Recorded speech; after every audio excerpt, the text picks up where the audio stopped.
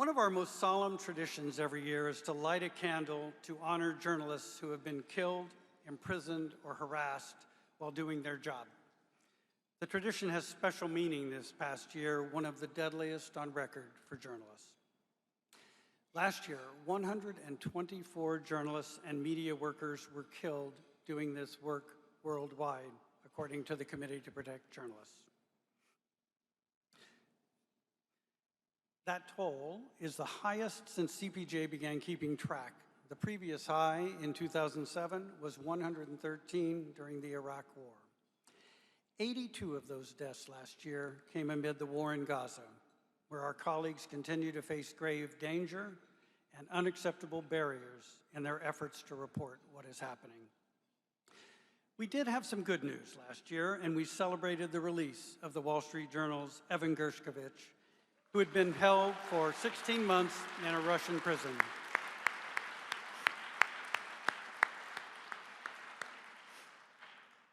The journal, supported by the OPC and dozens of organizations, many of them in this room, led the effort to keep Evan's cause in front of the public, and it made a difference. We are so pleased that Evan is again free.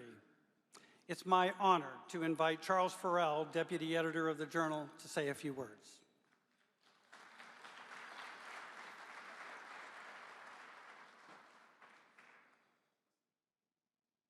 Good evening.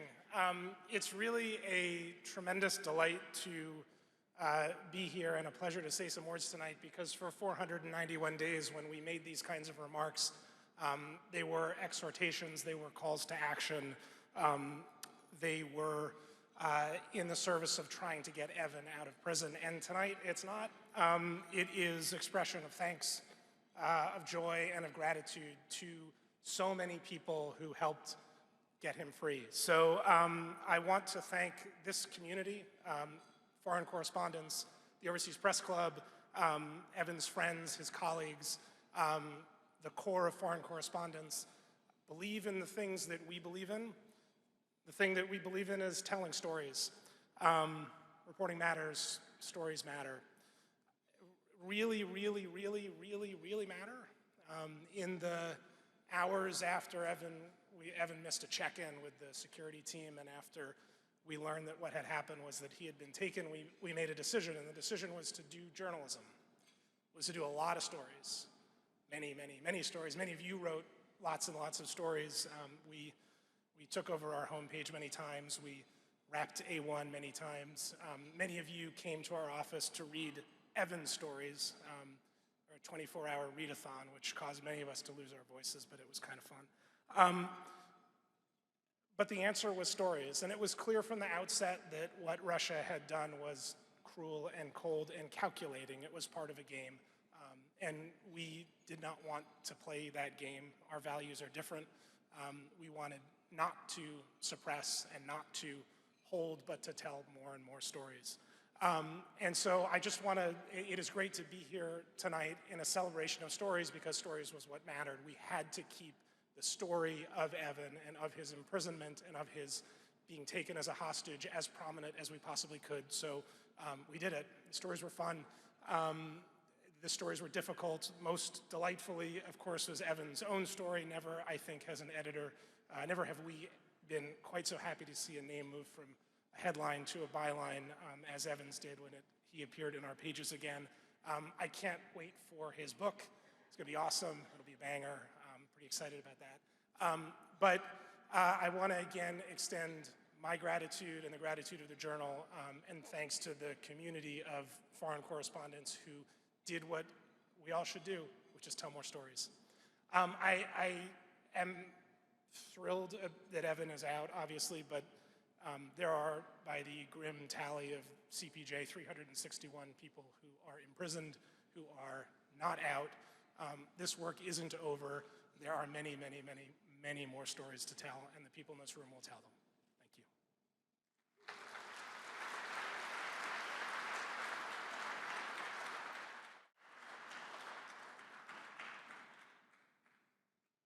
Thank you. Thanks, Charles.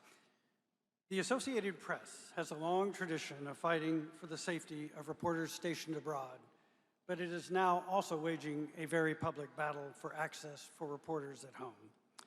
I'm honored to welcome Julie Pace, executive editor of the AP, to the stage to say a few words and light the candle this year. After Julie does that, let's please observe a moment of silence.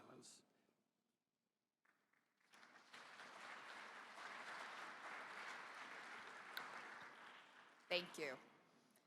Gathering tonight here to honor colleagues who work in some of the most challenging locations around the world for journalists is a reminder of the incredible protection the First Amendment offers journalists here in the United States. The Constitution's protection of free speech and a free press is what allows us to report, to investigate, to hold powerful interests accountable without the fear of retribution. That's why it was so important to those of us at the Associated Press to stand up for this principle when the White House retaliated against us, because they didn't like the words that we used. Now, this may have seemed like a small matter on the surface, the name of a body of water, but it was really about something so much bigger. It was about the ability of all news organizations, and indeed all Americans, to be able to speak freely and without the risk of government retaliation. At AP, we are an independent, nonpartisan news organization that reaches audiences around the world with a range of political views. We didn't take this stand to be oppositional or to pick a fight. We did it precisely because we do represent thousands of news organizations. We did it because we know what it's like for journalists to work in places where the protections of a First Amendment don't exist, to work in countries where the consequences of resisting government pressure are even greater. It's not just access that they risk losing in these places, it's their physical safety for themselves, sometimes for their families. Yet day after day, they stand up for the role of a free press around the world. They bravely tell stories that governments and other powerful interests don't want them to. They tell stories that would otherwise not be told. As the dangers to journalists around the world grow, it's more important than ever that we here rally together to uphold the protections afforded to the press in the United States.